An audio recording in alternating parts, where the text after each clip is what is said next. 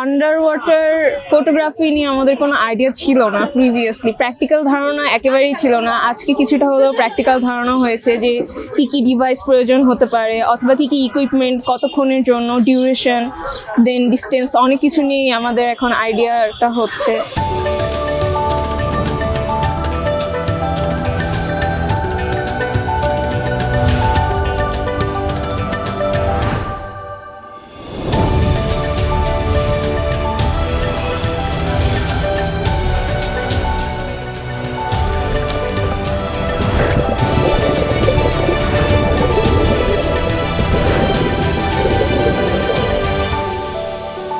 আমি তো আর কি প্র্যাকটিক্যালি পার্টিসিপেট করছি না, মানে আমি এখানে অবজারভার হিসেবেই আছি।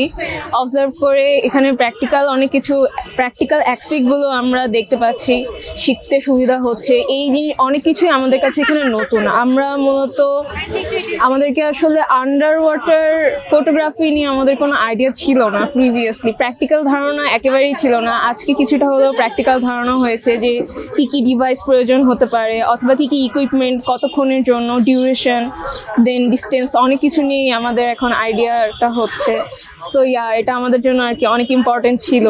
আর এটা যেহেতু একদম বেসিক লেভেলের এক্সপিরিয়েন্স, আমরা আশা করছি পরবর্তীতে আমাদের স্যারদের সাথে আরও কোলাবোরেশনের মাধ্যমে আমাদের নলেজটা এক্সটেন্ড হবে। আপাতত বেসিকের জন্য এটা আসলে আমাদের জন্য অনেক ইম্পর্টেন্ট ছিল। আসলে ওয়ার্কশপের আগে আসলে একটা ভয় কাজ করতো যে আন্ডার ওয়াটার তো এক্সপিরিয়েন্স নেই, প্রিভিয়াস কোনো সুইমিং এক্সপিরিয়েন্স নেই, এগুলোর জন্য একটা ভয় কাজ করতো। এখন ইকুইপমেন্টের ইউজেস দেখে একটা কনফিডেন্স গেইন করতে পেরেছি। সো নেক্সট টাইমে যদি অপরচুনিটি আসে ট্রাই করে দেখবো ইনশাল্লাহ।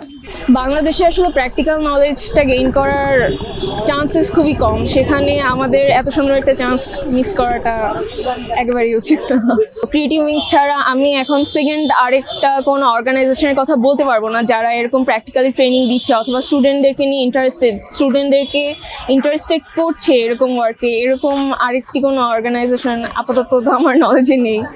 সো ক্রিয়েটিভ উইংসের প্রতি কৃতজ্ঞতা আমাদেরকে এরকম একটা অপরচুনিটি করে দেওয়ার জন্য। So thank you so much.